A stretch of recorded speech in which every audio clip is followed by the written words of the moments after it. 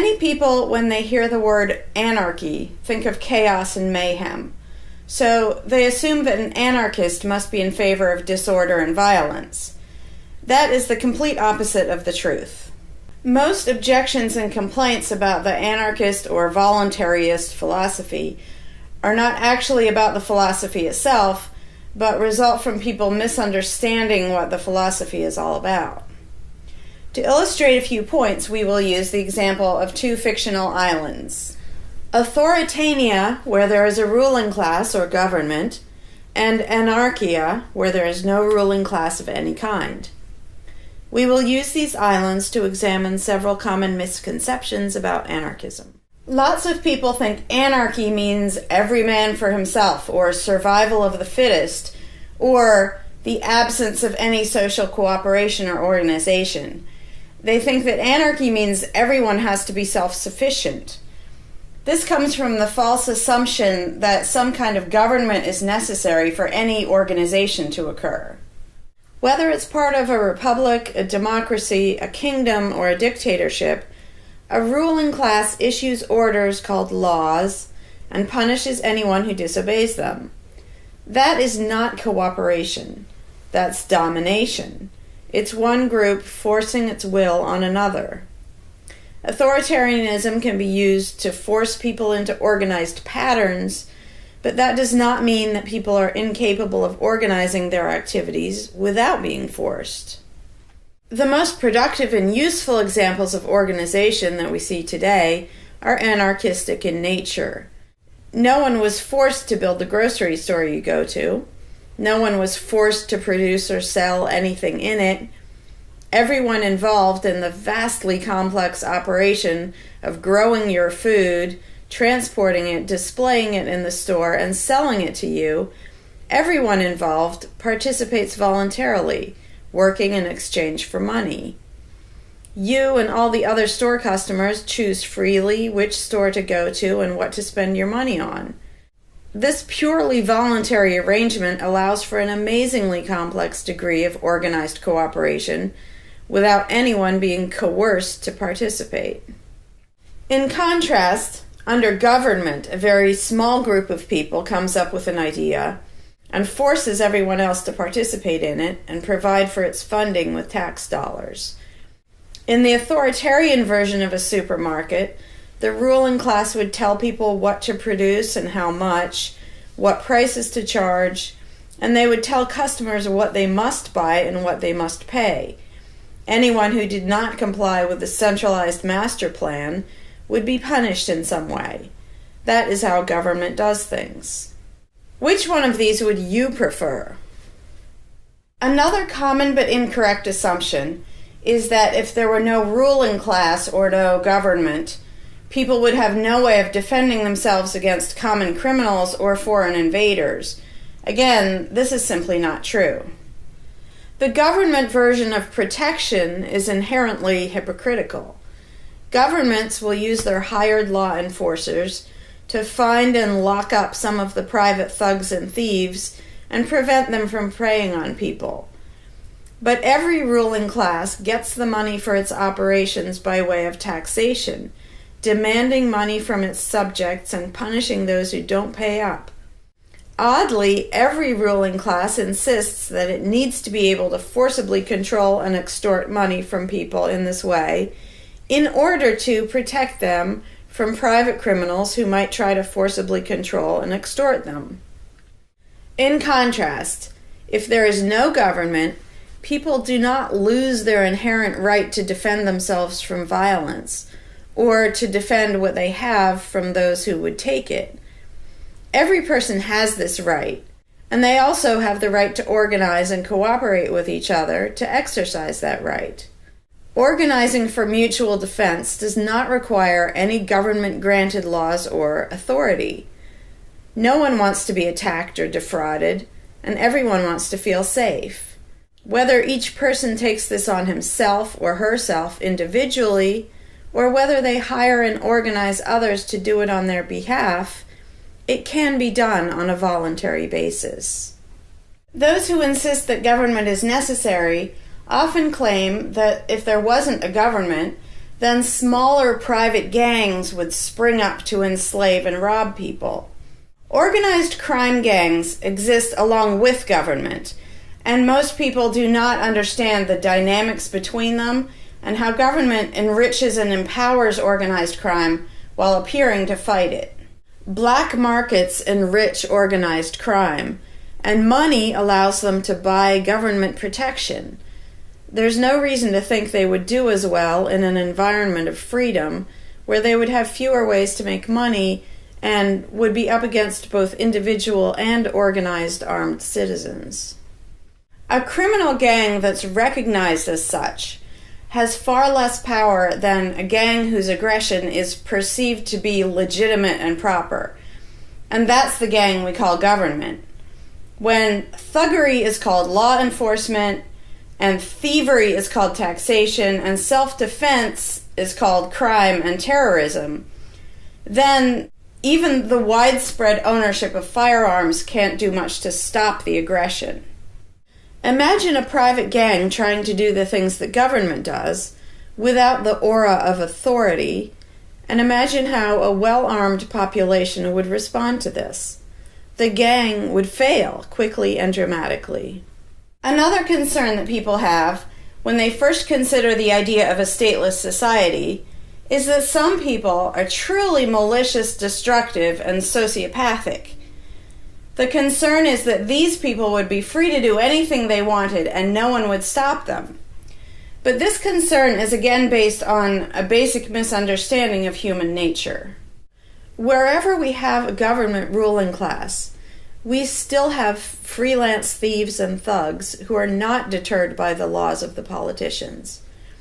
In some instances, they're stopped by force by the police, or they decide not to commit a crime for fear of what the police might do to them. What makes this deterrence work is not the legislation or the official badges, but the simple threat of harm to the sociopath. It really makes no difference whether the threat comes from the police, or another citizen, or even another criminal. A sociopath doesn't care about laws or social rules. He cares about avoiding pain and hardship for himself. This is still true when a government ruling class is not involved at all. If the intended target of a would-be carjacker pulls out a gun, it doesn't make any difference to the carjacker whether that person has a badge or whether there's a law against taking people's cars. Discouraging nasty people from hurting others does not require special authority, only the ability to use defensive force. Ironically, though people hope that government will protect them, having a government, a gang which is believed to have the right to tax and control people, just creates one gang so big and powerful that normal people can't resist it. In short, to create a huge gang and then give it societal permission to control and extort people with the hope that this gang will prevent theft and thuggery is simply a self-contradictory idea, but that's what government always is.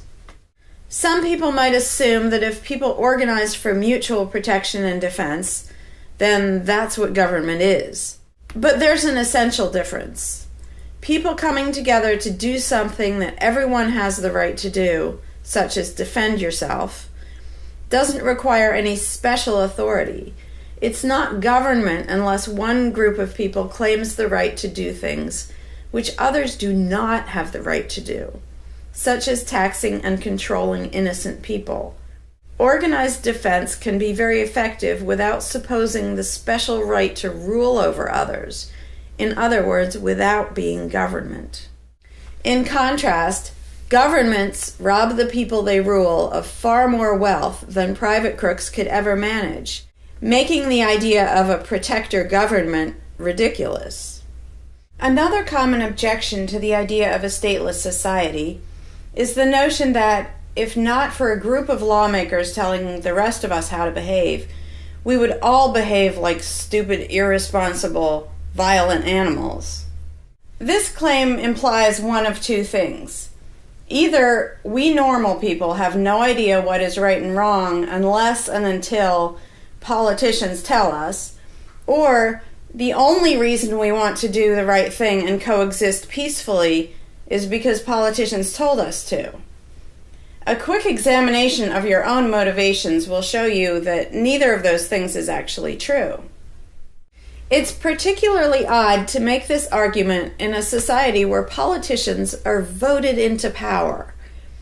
If the people themselves have no moral code and no conscience, and are just stupid, violent animals, why does almost everyone want government to keep the peace and protect the innocent? Would a population of vicious, heartless, evil people try to elect good people to keep the evil people in line? Obviously not. The goodness and the desire for order and peace comes from us, not from the lawmakers we vote into office. The same holds true of everything that government does. If people are so short-sighted and selfish that they can't be trusted to voluntarily organize and raise money for whatever they deem important, then how can those same people be trusted to decide who should be in power? The implication is that the average person can't be trusted to run his own life, but can be trusted to choose someone to run other people's lives. Government is really not a civilizing influence. It's actually an uncivilizing influence. People who would never personally rob their neighbors constantly use the government to do it for them by way of taxation. People who would never dream of trying to control minute details of their neighbors' lives think it's just fine to vote for politicians to do it instead. Government gives everyone the opportunity and encouragement to rob and control other people without risk. So government, rather than serving as a check against the imperfections of our nature, instead drastically amplifies our greed, irresponsibility, and malice towards other human beings by giving us a legally acceptable and risk-free way to interfere with the lives and choices of our fellow men and women. Government brings out the criminal and busybody in everyone. In contrast, in the absence of a ruling class, people would lose their ability to ask lawmakers to interfere with their neighbors' lives. And we would not have law enforcers who could avoid responsibility for evil deeds by claiming that they were just following orders. Throughout history, far more theft, assault, oppression, and even murder has been committed by those acting on behalf of a supposed authority than by anybody else. Even basically good people, when they believe in government, will condone things or do things which they know would be wrong if they did them on their own. Most people know that theft and assault are bad, but they imagine that controlling their neighbors and forcing them to spend their money on things they don't want is perfectly moral and legitimate when it's done by way of the political process. Wrong becomes right when it's called taxation, legislation, regulation, and war. Anarchists know better. They know that human society will never be perfect, but it would be a whole lot better if evil deeds were committed only by genuinely nasty, sociopathic people, rather than being committed wholesale by basically good people who think that violent aggression is okay when it's called law enforcement. The fundamental principle of voluntarism is very simple. It's wrong to initiate violence against any other person, regardless of badges, laws, or alleged authority. The only time the use of force is justified is to defend against aggression. Almost everyone understands this on a personal level, but they've been taught that this basic rule of social living does not apply in the game of politics and government. Most people already know how to get along with others, and most people want a peaceful and just society. Our morality doesn't come from politicians making laws. Our ability to organize and cooperate doesn't come from the ruling class. When people escape the belief in government, they don't suddenly turn into violent animals. Our inherent right to defend ourselves and our ability to defend ourselves is not served by government. In fact, It's threatened by government more than by anything else. Ruling classes do not produce peaceful coexistence, but rather perpetual conflict and violence. Our belief in government authority takes our compassion, virtue, and good intentions and turns them into power for people who crave power and riches. Of course, the people who benefit most from the political racket will put a good spin on the system and do their best to convince people that it's a social necessity. But ask yourself this: have the thousands of laws, regulations, and taxes imposed on you by politicians made you a better person? Have they made you more productive or more caring? Is the world better off with the politicians taking your money and telling you how to live your life? Or do you think it might have been better off if you'd been allowed to spend your own money and make your own decisions? Is society really best served by a small class of people forcefully imposing a centralized master plan on everyone else? Can the orders and threats of a ruling class make the world what it should be? Or would society be better served by human freedom and respect for individual rights, by voluntary cooperation and peaceful organization? If this second option sounds better to you, maybe you should learn more about anarchism. Some people dismiss anarchism as a utopian idea that would only work if everyone were generous and compassionate. Obviously, everyone is not generous and compassionate all the time. But these people need to look at the other side of the coin. If people are too stupid, greedy, and malicious to be free, aren't they too stupid, greedy, and malicious to be trusted with power over others? Whether people are inherently good, bad, or some of each, giving a person power over others is not going to make that person better. In fact, power has historically been known to corrupt people and make them worse, whereas the discipline imposed by the equal freedom of everyone else brings out the best in human nature.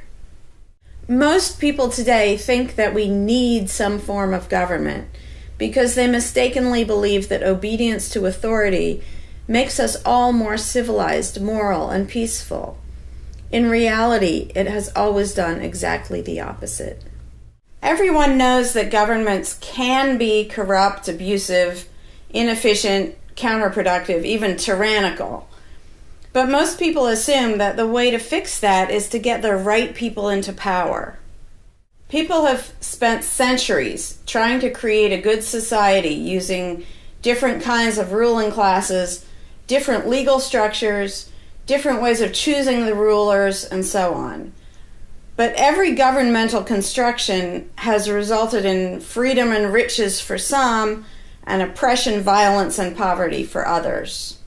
What if, instead of deciding what the throne should look like and who should sit on it, all people of goodwill embraced the non-aggression principle? What if, instead of looking to a ruling class to impose our values on society, we embrace the concept of self-ownership? These principles are simple and easy, to the point of being self-evident, but they're diametrically opposed to the authoritarian principles that most of us have been indoctrinated with. Anarchism does not mean chaos and violence, or every man for himself. Having no government does not mean having no morality, no organization, and no cooperation. Simply put, anarchism does mean that no one is your master and no one is your slave. And that's all it means.